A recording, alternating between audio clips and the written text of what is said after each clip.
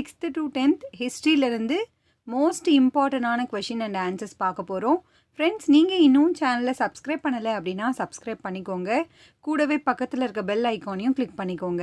அலிகார் இயக்கம் தொடங்கப்பட்ட ஆண்டு எது? ஆன்சர் 1875ஆம் ஆண்டு. மோஸ்ட் ரிப்பீட்டட் கொஷின் இது.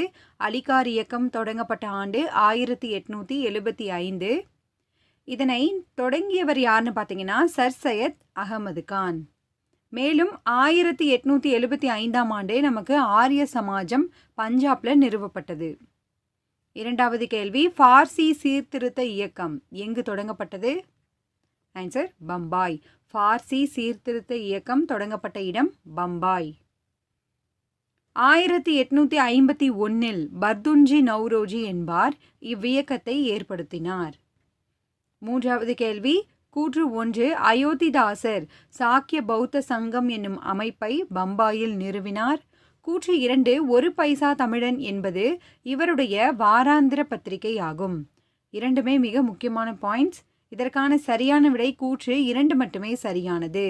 சாக்கிய பௌத்த சங்கம் நிறுவப்பட்ட இடம் சென்னை. ஒரு பைசா தமிழன் யாருடைய பத்திரிகை அப்படின்னு நம்மளுக்கு பொது தமிழ்லையும் அடிக்கடி கேட்பாங்க. அயோத்திதாசர். நான்காவது கேள்வி, சிங் சபா என்னும் அமைப்பு நிறுவப்பட்ட இடம் எது? ஆன்சர் அமிர்தசரஸ். இதெல்லாமே பொருந்தாதது எது, பொறுத்துகளை நமக்கு அடிக்கடி கேட்கப்பட்டது. சிங் சபா என்னும் அமைப்பு நிறுவப்பட்ட இடம் அமிர்தசரஸ். சீக்கிய மதத்தின் புனிதத்தை மீட்டெடுப்பதே இதன் முக்கிய குறிக்கோள் ஆகும். ஐந்தாவது கேள்வி, ராமலிங்க சுவாமிகள் வடலூரில் இலவச உணவகத்தை அமைத்த ஆண்டு எது? ஆன்சர் 1867ஆம் ஆண்டு. வடலூரில் இலவச உணவகத்தை அமைத்தவர் யாருன்னு கேட்பாங்க. ராமலிங்க சுவாமிகள். ஆண்டு 1867. ராமலிங்க சுவாமிகள் பிறந்த இடம் எதுன்னு பார்த்தீங்கன்னா மருதூர். ஆறாவது கேள்வி, தியோபந்த் இயக்கம் சார்பாக 1866இல் எங்கு ஒரு பள்ளி நிறுவப்பட்டது? ஆன்சர் சகரன்பூர். சகரன்பூர் நம்மளுக்கு உத்தரப்பிரதேசத்தில் இருக்கு. இங்கே தான் தியோபந்த் இயக்கத்தின் சார்பாக 1866இல் ஒரு பள்ளி நிறுவப்பட்டது. ஏழாவது கேள்வி, அலிகார் முகமதிய ஆங்கிலோ ஓரியண்டல் கல்லூரியை நிறுவியவர் யார்? Answer sir Syed Ahmad Khan. இந்திய முஸ்லிம்களின் கல்வி வரலாற்றில் இக்கல்லூரி ஒரு முக்கியமான மைல்கல் ஆகும். எட்டாவது கேள்வி, திராவிட மகாஜன சபையை 1891ஆம் ஆண்டு நிறுவியவர் யார்? Most repeated question. Answer Ayothidasar. Dravida Mahajana Sabha நிறுவப்பட்ட ஆண்டு 1891ஆம் ஆண்டு. நிறுவியவர் அயோத்திதாசர்.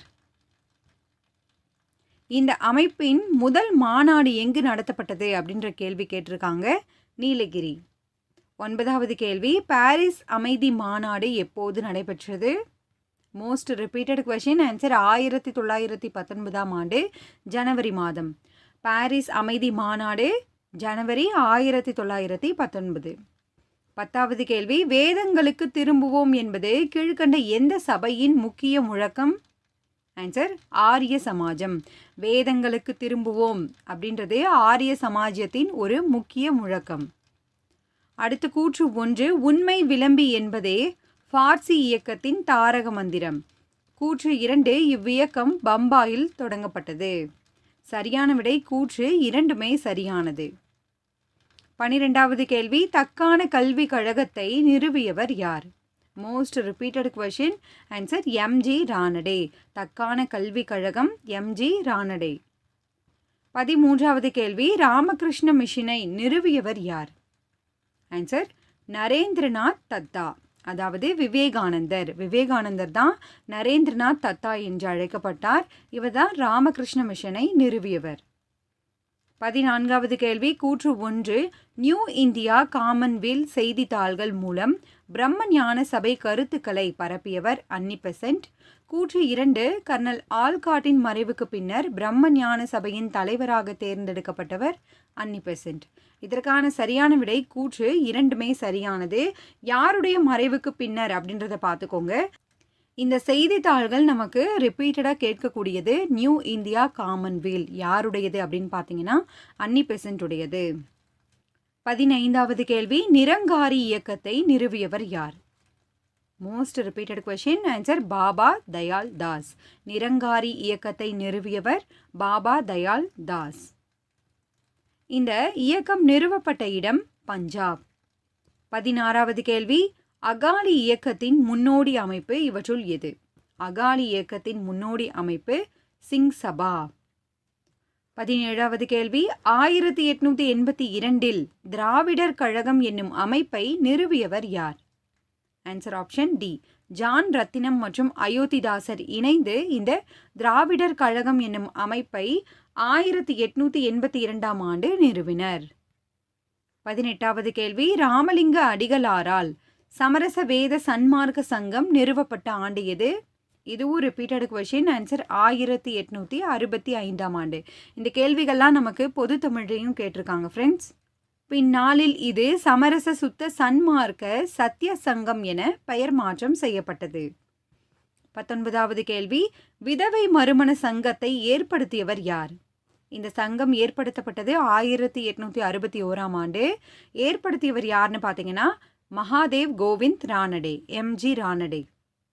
20வது கேள்வி, இவற்றுள் அயோத்திதாசரால் நிறுவப்பட்ட அமைப்பு எது? மிக முக்கியமான கேள்வி. ஆன்சர் அத்வைதானந்த சபா.